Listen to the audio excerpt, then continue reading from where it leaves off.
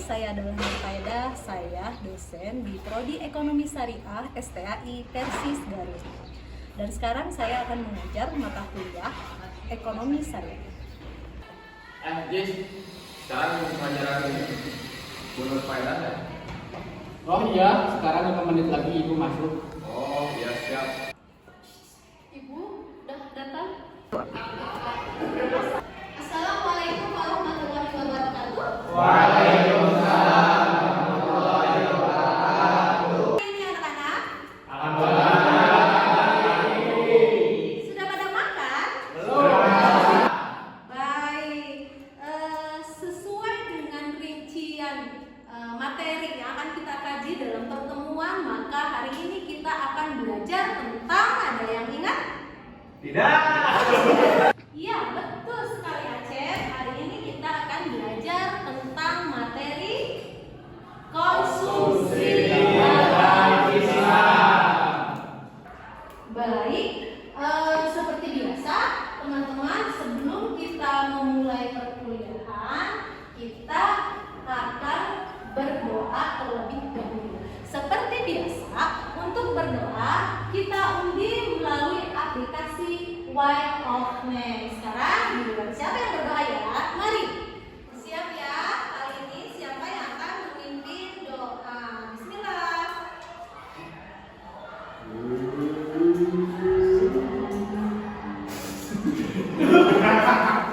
Jadi terakhir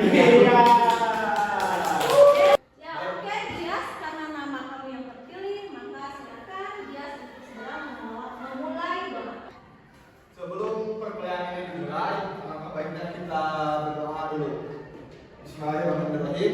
Allahumma ni wa alimni ma. Baik, teman-teman, karena berdoa sudah dilaksanakan, selanjutnya Ibu akan mengonsep teman-teman yang hadir saat ini. Lutfi, Hadir. Ilyas, Hadir Bu. Denanda, Fitri, Gias. Di sini Bu. Siapa yang hadir hari ini? Sopi. Oke, Ropi. Ropi kemana, Ropi? Tampak terang. Oh, tanpa keterangan ya sudah, berarti dianggap tidak hadir. Baik, hari ini Ibu akan menjelaskan tentang perilaku konsumsi Islami. Namun sebelumnya perlu diketahui oleh semua mahasiswa bahwa kajian materi di pertemuan hari ini adalah untuk mengetahui dan memahami tentang prinsip-prinsip kegiatan konsumsi dalam Islam dan perbedaannya dengan konvensional. Baik, kalau teman-teman sudah memahami tujuannya, maka sebelumnya nih, Ibu pengen tanya ke teman-teman, ada yang tahu apa itu konsumsi? Baik, Ropi tadi katanya menjawab konsumsi itu adalah makan. Ada yang mau mencoba menjawab kembali apa itu kegiatan konsumsi? Oke, bagus sekali Fitri, jawabannya itu kegiatan konsumsi adalah kegiatan menghabiskan nilai guna semua barang dan jasa atau makanan untuk memenuhi kebutuhan sehari-hari. Oke, ada yang tahu apa itu kegiatan konsumsi Islami? Saya Bu. Baik, Pak, silakan. Jadi, menurut saya konsumsi Islami adalah salah satu kegiatan yang membeli atau menggunakan atau memakan sesuatu yang halal ataupun berupa barang ataupun jasa yang halal dan sesuai dengan syariat Islam. Oke, bagus sekali, Pak Is. Oke, baik, betul sekali apa yang telah dijawab oleh teman-teman. Selanjutnya Ibu akan menjelaskan tentang perilaku konsumsi Islami. Ibu akan mengawali penjelasan tentang materi kegiatan konsumsi Islami itu dengan konsep dan definisi perilaku konsumen secara umum.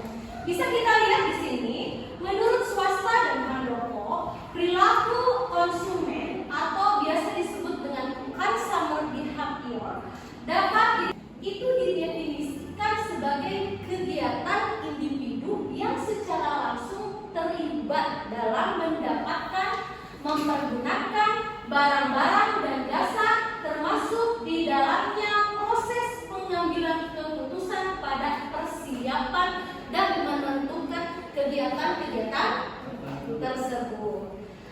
Baik, definisi itu, gambaran definisi di sini mungkin hampir sama dengan jawaban dari tadi apa yang teman-teman tadi kemukakan, misalnya Olivia, Fitri, dan baik. Dari sini ada yang ditanyakan terkait dengan kegiatan konsumsi. Jadi kegiatan konsumsi itu adalah menghabiskan nilai guna. Jadi tidak hanya makanan, tapi barang dan jasa. Misalkan seperti kalian membeli laptop dengan tujuan untuk mengerjakan tugas, atau kalian membeli baju, atau kalian membeli sepatu, atau kalian membeli apalagi kendaraan, itu masuk ke dalam kegiatan konsumsi yang kalian lakukan untuk memudahkan atau memenuhi kebutuhan hidup teman-teman. Itu adalah konsep dan definisi perilaku konsumen secara umum. Baik, nah menurut Engel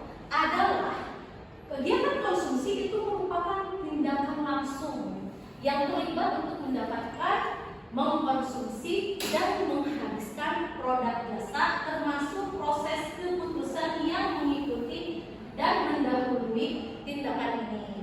Jadi kegiatan konsumsi sebelum dilakukan itu merupakan, jadi kegiatan konsumsi itu adalah hasil keputusan manusia untuk memilih mengkonsumsi barang dan jasa tersebut berdasarkan kemampuan yang dimiliki oleh manusia tersebut. Sampai di sini ada yang ditanyakan? Oke.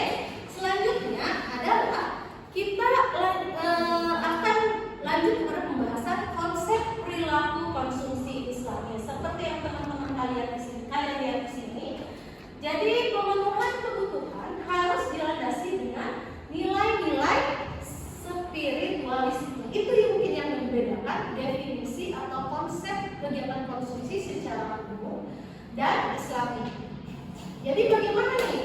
Harus berdasarkan spiritual. Nah, kegiatan konsumsi yang didasari dengan spiritual. Contohnya seperti apa? Ada yang memberikan contoh? Karena Allah. Kalau karena Allah, kita akan melakukan kegiatan konsumsi berada dalam koridor nilai dan etika atau aturan hukum dalam Al-Quran dan hadis tentang melakukan kegiatan konsumsi. Misalnya, kita hanya akan mengkonsumsi yang halal saja, yang thayyib, yang cukup-cukup saja. Kemudian adanya kegiatan konsumsi dalam Islam itu mengandung unsur adanya keseimbangan dalam pengelolaan harta kekayaan. Apa yang dimaksud di sini? Berarti kita akan melakukan kegiatan, memutuskan untuk melakukan kegiatan konsumsi itu berdasarkan kemampuan kita, tidak lebih besar pasak daripada tiang. Itu ya? Ya, betul. Oke, yang kedua adalah kewajiban yang harus dipenuhi oleh manusia dalam memenuhi kebutuhannya harus berdasarkan batas kecukupan. Jadi jangan berlebih-lebihan. Kalau kita misalnya cukup dengan makan satu piring, tidak usah makan dua piring. Kalau kita misalnya cukup dengan satu baju, ya kita tidak usah misalnya hari ini kita putuskan untuk beli baju. Jangan mengikuti hawa nafsu. Pengennya itu kalau mengikuti hawa nafsu pasti kita pengennya beli semua. Jadi kita cukup membeli baju sesuai dengan kebutuhan saat itu saja. Kemudian konsep perilaku konsumsi Islami juga akan terhindar dari sikap materialistik atau utility oriented. Apa itu utility? Dan yang kedua adalah kebebasan ekonomi. Ada yang tahu apa itu kebebasan ekonomi? Jadi seseorang akan melakukan kegiatan konsumsi sesuai dengan kemampuan ekonomi. Itu yang dimaksud dengan kebebasan ekonomi. Maka sering kita lihat orang yang ekonomi atau punya kemampuan ekonomi yang tinggi itu biasanya akan membeli barang dan jasa yang nilainya juga tinggi. Itu yang dimaksud dengan kebebasan dalam melakukan konsumsi. Kemudian yang ketiga adalah utility untuk kebutuhan jiwa, harta, keyakinan, intelektual, dan keturunan. Maka prinsip konsumsi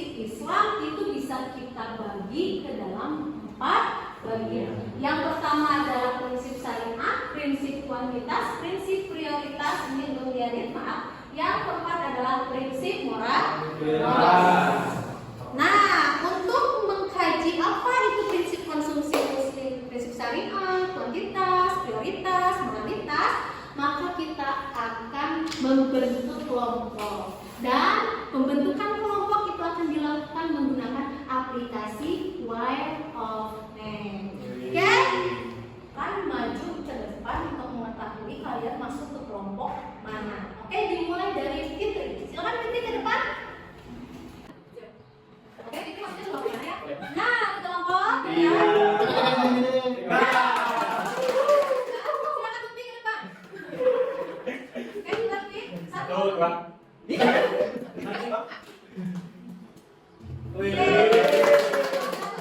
Kemudian silakan Paris depan. 1, 2, 3.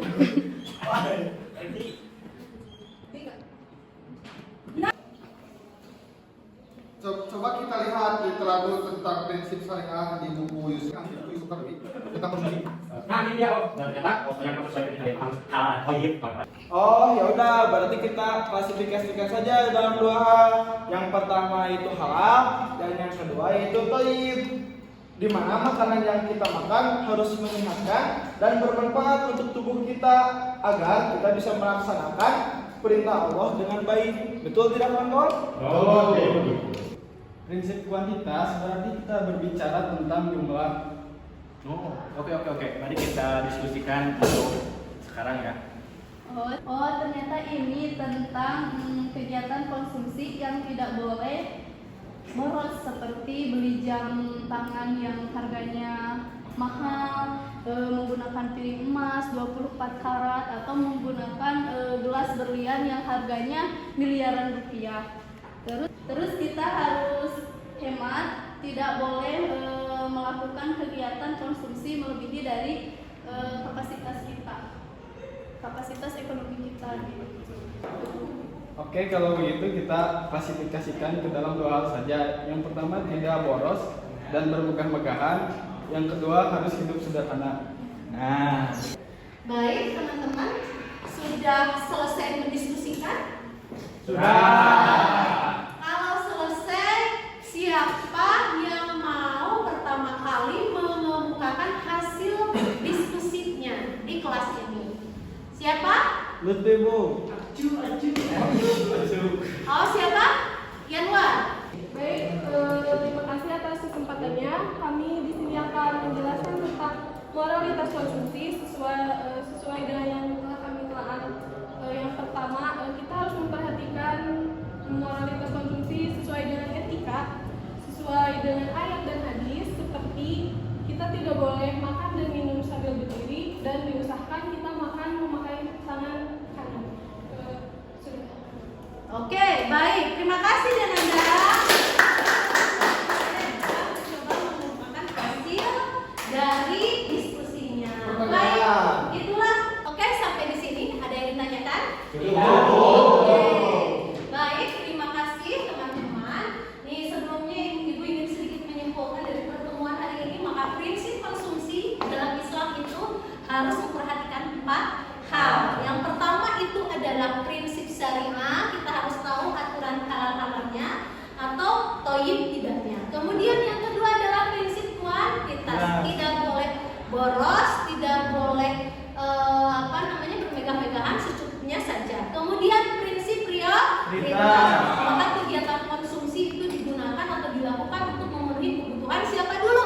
Diri kita sendiri, keluarga, anak, kemudian sanak saudara, kemudian juga untuk agama. Nah, yang terakhir, prinsip konsumsi dalam Islam itu adalah harus memperhatikan prinsip moralitas, di mana prinsip moralitas itu adalah memperhatikan etika ketika melakukan kegiatan konsumsi seperti makan pakai tangan atau minum sambil duduk. Baik, kalau sudah paham, kita akhiri kelas kita hari ini. Mudah-mudahan teman-teman itu bisa mengimplementasikannya di kehidupan